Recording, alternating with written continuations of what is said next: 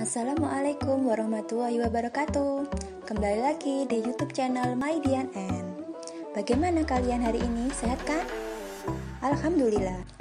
Semoga sehat-sehat ya. Sekarang waktunya video pembelajaran. Nah, kira-kira kelas berapa ya? Yuk kita simak baik-baik.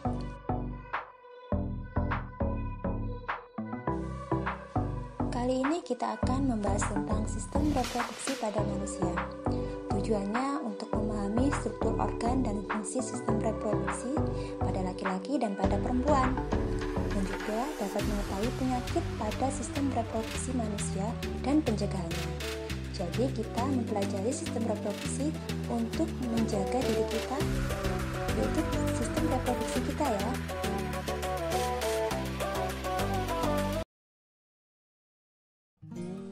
Yang pertama, sistem reproduksi pada laki-laki. Apa saja bagian-bagian dari sistem reproduksi pada laki-laki? Sesuai di gambar ya, organ-organ penyusun sistem reproduksi pada laki-laki. Di bagian A, itu ada vas deferens, berfungsi menghubungkan epididymis dan uretra. Yang B, itu uretra, berfungsi sebagai saluran keluarnya sperma dan urin. Yang C itu penis, berfungsi sebagai saluran kencing atau urin dan saluran sperma. Yang D skrotum, berfungsi menjaga suhu testis agar sesuai untuk produksi sperma. Yang bagian E itu berfungsi untuk memproduksi sperma dan hormon testosteron.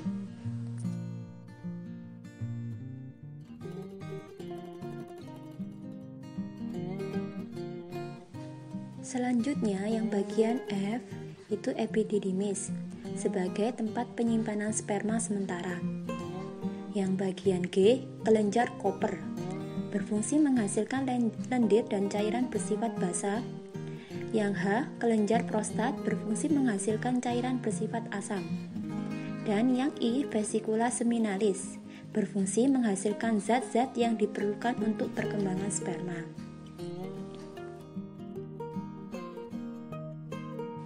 Selanjutnya, di dalam sistem reproduksi laki-laki ada proses pembentukan sperma di tubulus seminiferus yang dinamakan dengan spermatogenesis, yang ditandai dengan sistem reproduksi pada laki-laki yang telah matang, yaitu keluarnya cairan mani dari penis, yang merupakan campuran sel-sel sperma dengan getah-getah yang dikeluarkan oleh kelenjar reproduksi. Jadi sesuai gambar, itu terjadi di tubulus seminiferus, tepatnya di dalam testis. Yang awalnya itu sel spermatogonium atau sel induk sperma yang bersifat diploid atau 2N membelah secara mitosis membentuk spermatosit primer. Selanjutnya spermatosit primer membelah secara meiosis tahap 1 membentuk 2 spermatosit sekunder yang bersifat haploid atau N. Spermatosit sekunder ini membelah secara meiosis tahap 2 membentuk spermatid yang bersifat haploid atau N. Akhirnya spermatid ini mengalami perkembangan sehingga terbentuk 4 sel sperma atau spermatozoa yang matang. Jadi hasilnya 4 sel sperma atau spermatozoa ya. Untuk sistem reproduksi pada perempuan ada 2 bagian, yaitu alat reproduksi luar dan alat reproduksi dalam. Kalau alat reproduksi luar ada bagian vulva dan labium, sedangkan alat reproduksi dalam itu ada ovarium dan saluran reproduksi. Kalau saluran reproduksi dibagi lagi menjadi 3, ada saluran telur atau tuba falopi, uterus, dan vagina.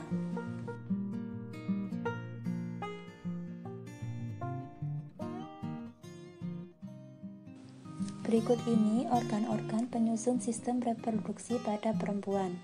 Berdasarkan di gambar, bagian A itu ovarium, ada 2 bagian yaitu sebelah kiri dan sebelah kanan, berfungsi menghasilkan sel telur atau ovum. Bagian B tuba falopi, saluran yang menghubungkan ovarium dengan rahim. Bagian C struktur yang seperti corong sebagai ujung dari tuba falopi. Bagian D uterus atau rahim, tempat berkembangnya janin selama kehamilan. Bagian E itu endometrium, lapisan yang membatasi rongga rahim dan saat menstruasi. Bagian F itu vagina sebagai saluran yang menghubungkan lingkungan luar dengan rahim, saluran mengalirnya darah menstruasi, dan saluran keluarnya bayi. Sedangkan bagian G itu serviks, struktur rahim bagian bawah yang menyempit dan membuka ke arah vagina.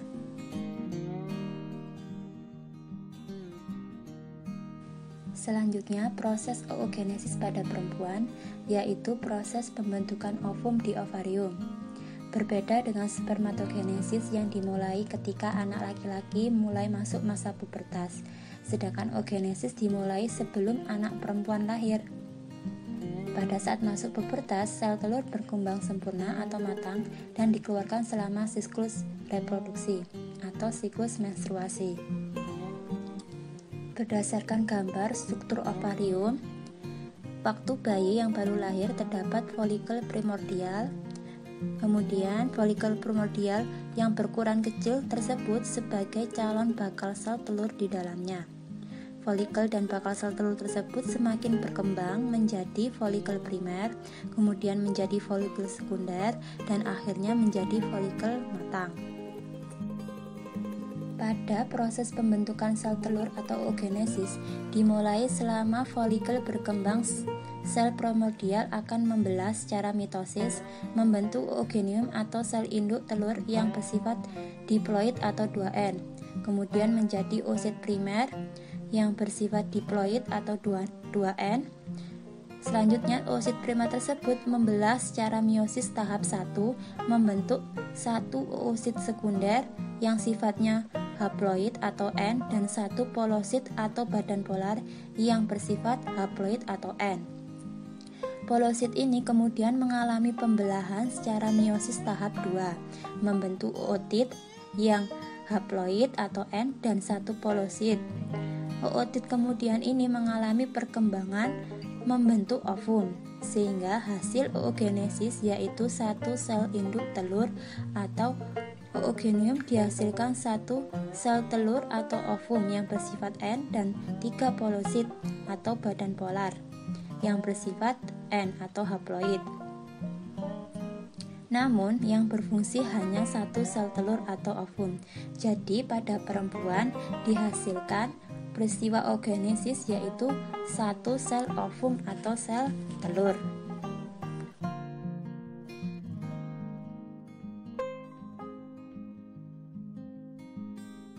Selanjutnya, pada perempuan terjadi siklus menstruasi, yaitu suatu keadaan keluarnya darah, lendir, dan sel-sel epitel yang menyusun dinding rahim. Menstruasi biasanya terjadi 1 bulan sekali. Siklus menstruasi akan terjadi apabila sel telur yang dihasilkan oleh ovarium tidak dibuai oleh sel sperma. Pada siklus menstruasi ada 3 fase.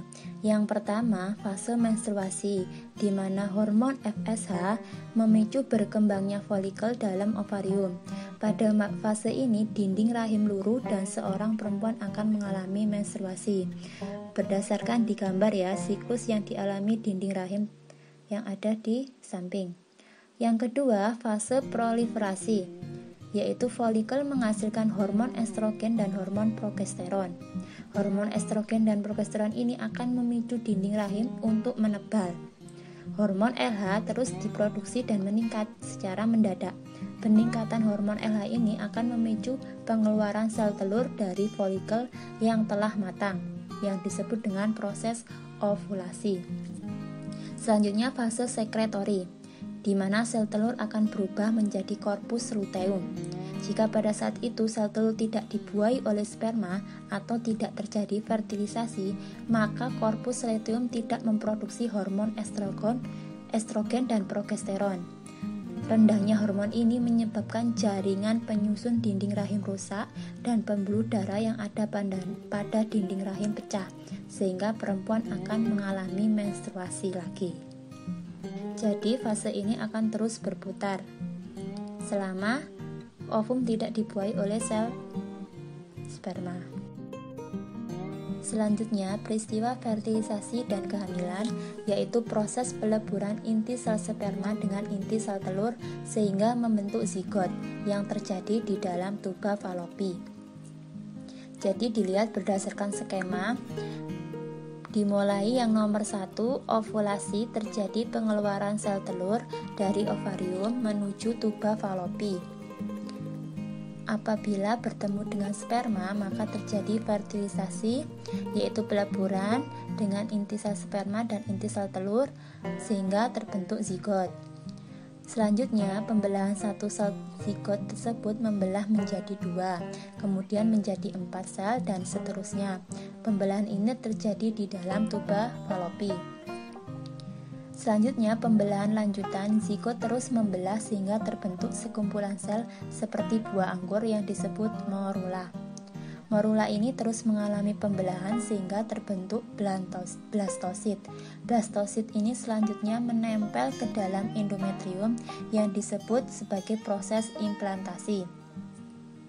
Jadi zigot yang terbentuk tadi setelah terjadinya fertilisasi akan melakukan pembelahan, selanjutnya berkembang menjadi embrio yang akan menuju ke rahim, kemudian tertanam atau implantasi ke dalam endometrium. Pada kondisi ini seseorang perempuan mengalami kehamilan. Embrio yang berkembang dalam kandungan menjadi bayi yang siap lahir itu selama 9 bulan 10 hari atau sekitar 37 minggu. Perkembangan embrio ini dalam kandungan dapat dibagi menjadi beberapa periode, yaitu trimester pertama, kedua, dan 3, sehingga terbentuk organ tubuh yang lengkap.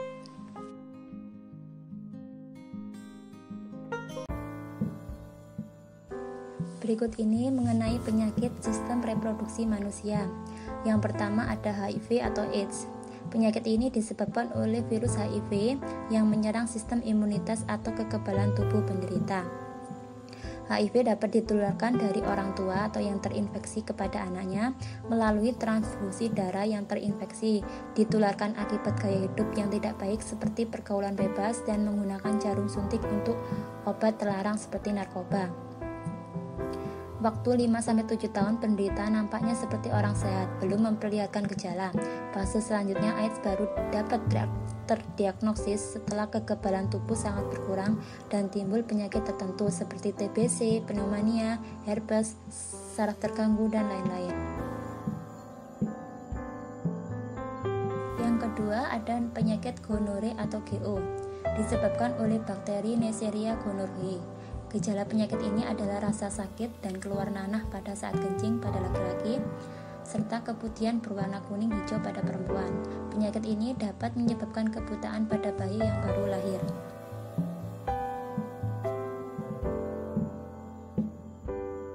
Selanjutnya, penyakit sifilis atau yang namanya raja singa disebabkan oleh bakteri Treponema pallidum. Gejala awal penyakit ini adalah luka pada tempat masuknya bakteri ke dalam tubuh, biasanya pada daerah sekitar kelamin. Penyakit ini dapat menyebar dan menyerang organ-organ tubuh lainnya, kemudian menimbulkan kerusakan pada organ tersebut.